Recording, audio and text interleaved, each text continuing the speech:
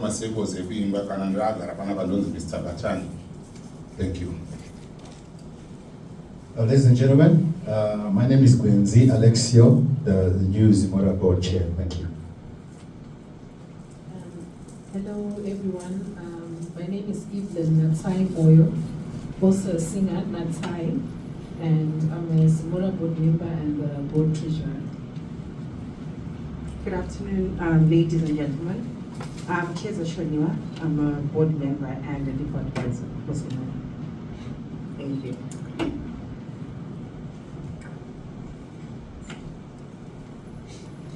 All right, thank you very much, board members. Mr. First Farai is the board vice chair.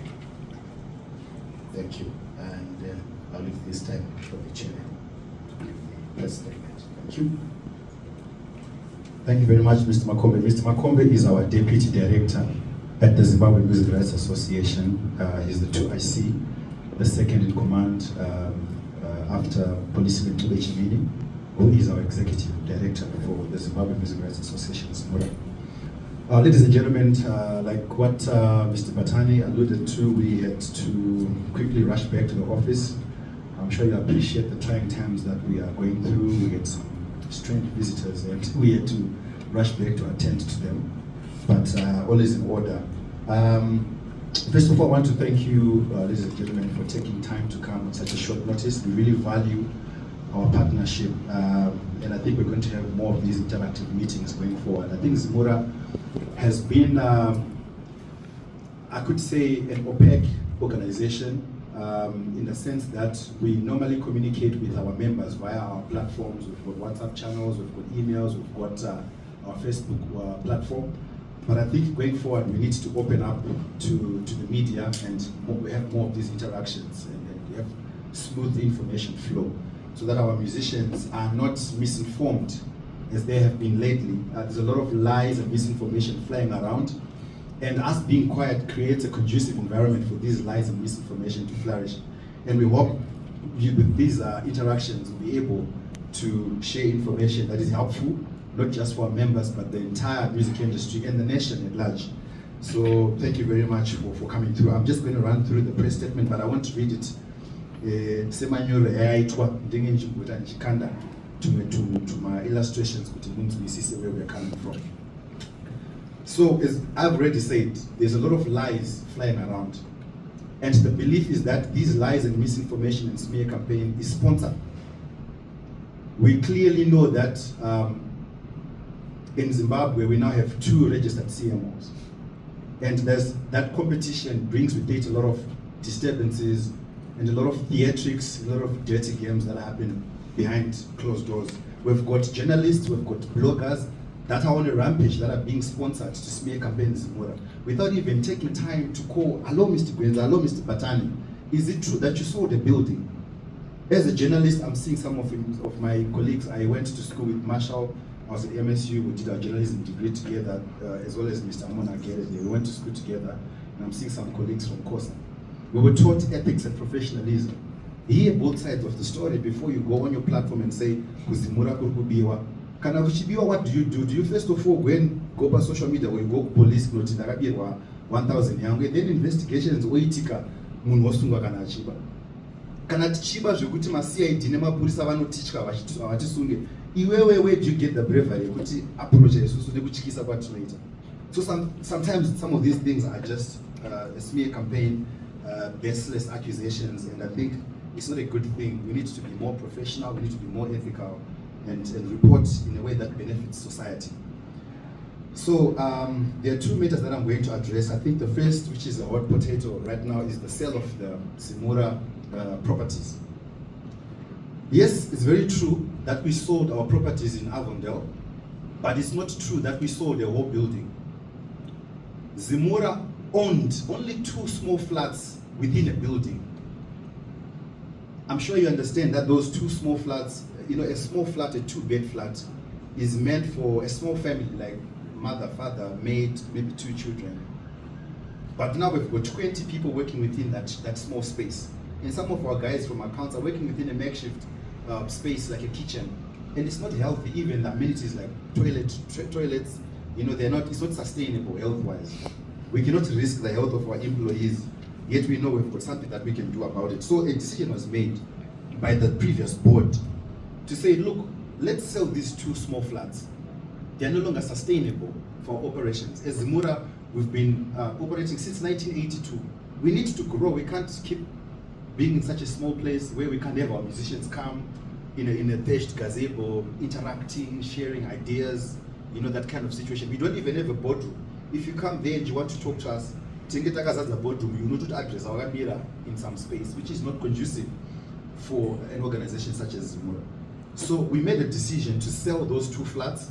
Each flat went for 75,000 to make it 150,000. The idea was to then get a mortgage and then go and buy a bigger space, a standalone commercial building, where you guys can come and interact with us in a space that is conducive for our members, for members of the public, and the employees.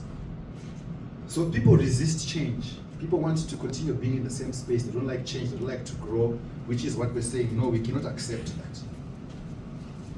And some might ask, was this done procedurally? Zimura operates with the Constitution, which is our memorandum and articles of association, which is got articles or sections or provisions that give you guidelines on how the organization should be run, and we stick to those to the letter.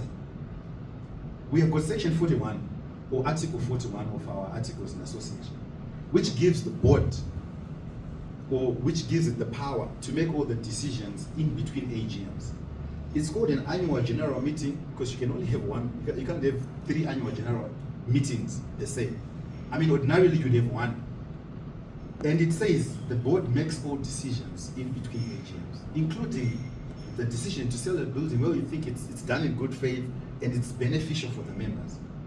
And when you buy another property, it's a property that you own as Zimura.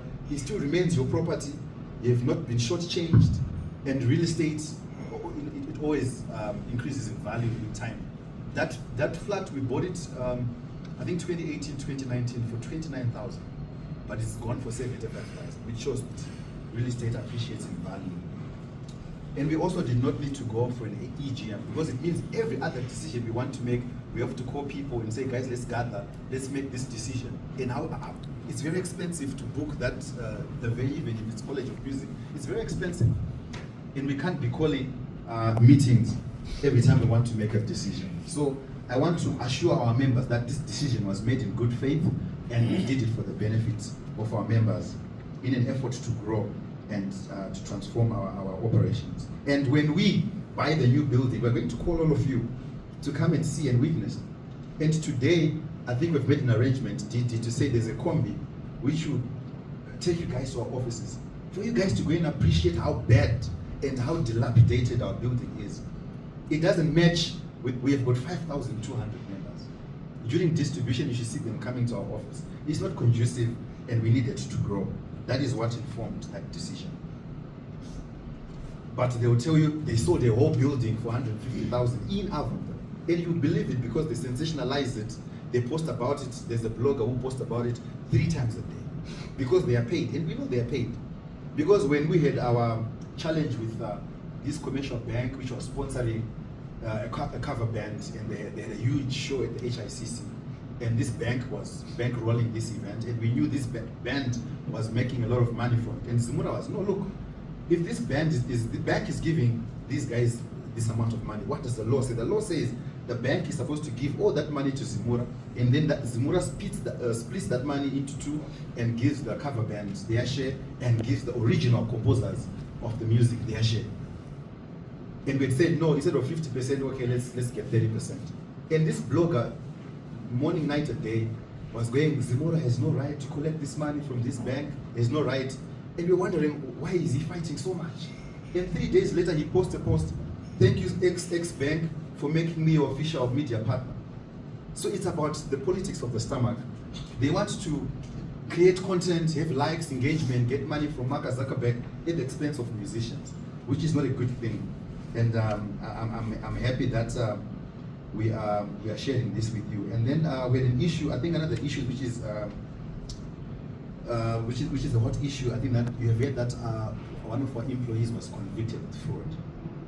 They sensationalize these things. we have been having problems with our regulator, CIPZ. They have not been processing our documents for 2 years, and we don't know why. And so what happened is we went to High Court, and the court wanted to know the names of the current directors as at that date. And the only thing we had was a Form CR6, which had been stamped at the companies, at the receiving desk, but that registrar had not stamped, because he has not been stamping our documents since 2023, and we don't know why. And we need to know why. Tinogona kufungira kuti maybe zvikunzwai kune vari kunda nekuseri vachiita kuti zvekuzimura zvisafambe zvakanaka for obvious reasons, but kuti it was not her fault. Then this former member vaenda kukoti akati this employee akacommit fraud because akatenda a Form CR6 risina stamp. That is the fraud. But when they talk about it, they make you believe kuti no. Wakabiwa mari yakawanda musicians, I'm chairman and the College of Music, mupopoti makabiwa mari, which is not a good thing. And I think we don't build an industry like that. And then on the issue of cover bands, yes, we have a way of coming up with our tariffs, which has been precedent over the past, I don't know how many years. We've been in existence, I think, for 44 years now, or 45 years now. The process is that Zimura creates tariffs. After looking at the economic situation of the country, monetary policy, and all these other things, they craft tariffs and they deposit. The law requires us to deposit to the regulator. That is exactly what we did. And these tariffs were stamped, as they have always done, to say, when you bring your tariffs, we've seen them, then they stamp. That is why we then announced to say, cover bands, please pay 150 and all these other things. But you'll also understand, we could have handled our communication better. Maybe we should have done like a stakeholder consultative engagement to try and find out how the industry, would take this. Maybe we could have done it better, I'd like to admit. And we are in negotiations with the regulator to see how best we can sort this tariff issue problem. Because right now you look at Victor Kunonga, you look at Willis, you look at Tinashe, our musicians from Zimura. We've gone for almost 6 months receiving nothing from the cover bands. But the cover bands are playing. This Sunday I was at an event, I ran, it was a marathon, and there's a big, huge band, cover band, was playing there. And I know they got money, but what is Victor, what is Willis getting out of it? Our job as Zimura is to economically empower our members. The moment we fail to economically empower Willis, to economically empower Victor, to economically empower Tinashe, then we're not doing anything. Then Zimura must close. Right now we're busy fighting, embarrassing ourselves, watching dirty linen in the public, on social media, paid bloggers. Instead of sitting down and saying, guys, look, how do we collect the $1 million US that is being owed to Zimura? That's exactly how much we're being owed, $1 million US. From even renowned broadcasters failing to pay Zimura. But if you sit down and find ways to recover that money, we pay our musicians. Right now we've got a second CMO that is operating, which is eating into our royalties. I'll give you an example. With a High Court case, which we won, where this second CMO went, because what's happening now is that there's tariff undercut, where we put an invoice for 100,000, they go and say, no, give us 50,000, because the law allows them. So they went there, they got 46,000. We went to court, and the court was, but whose music was this organization playing? It's a fast food chain, I think, very popular. The music they play is really Spatafi, Victor Kunonga, Jabres, Winky Dina, XQ, Stana, Mazbaba, the late Zakaria, Alec Macheso. All the popular musicians that you know are our members. So they collect that money. Who are they giving? Because they don't have any musician that we know that gets played anyway. Who are they giving that money to? So imagine if it's 46,000, one entity, how much are they collecting countrywide a year? And that is money, millions of dollars, that is meant for Zimura musicians. And then musicians come and say, Zimura, but these are the problems that we have. We cannot manufacture Mari. It's just we collect from music users and we distribute to the musicians, the owners of the music. I don't want to talk too much. I think I've said all that I wanted to say. And maybe the election issue, maybe it could be another issue that you'll be wondering what would have happened. So after we have voted into the board at the AG, we have voted through elections. Then when you sit as a board, you then have to choose a chairman and a vice chair. The 8 of us, including the three gentlemen, were there in that meeting. We tried to do an election. There was a stalemate between myself and Gift Amuli. He had 4 votes, I had 4 votes. And the convener was like, let's have another round and try, maybe one of your candidates might want to jump to another camp. We tried again, it was 4-4. And we said, no, look, let's go home. We met VC, the acting chair, and then we went